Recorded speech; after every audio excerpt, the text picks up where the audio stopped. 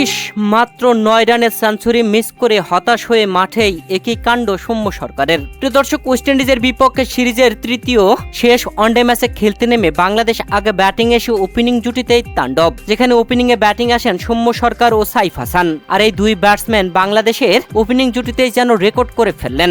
Opening জুটিতেই 176 রানের অনবদ্য এক ইনিংস খেলল সাইফ সৌম্য, যেখানে সাইফ হাসান 72 বল খেলে 6টি 6 ও 6টি 4-এ 80 রান করে প্যাভিলিয়নে ফেরেন রস্টন চেসের বলে ক্যাচ আউট হয়ে। এরপর সৌম্য সরকারও ফিরলেন প্যাভিলিয়নে। তবে সৌম্য সরকার বড় আফসোস নিয়ে মাঠ ছেড়েছেন। মাঠে ঘটিয়েছেন অবাক কাণ্ড, যেখানে দলীয় 29তম ওভারে আকিল হুসাইনের করা প্রথম বলটি সজোরে মারেন সৌম্য সরকার। সীমানার কাছে ক্যাচ ধরে ফেলে ওয়েস্ট ইন্ডিজের ফিল্ডার অগাস্টে।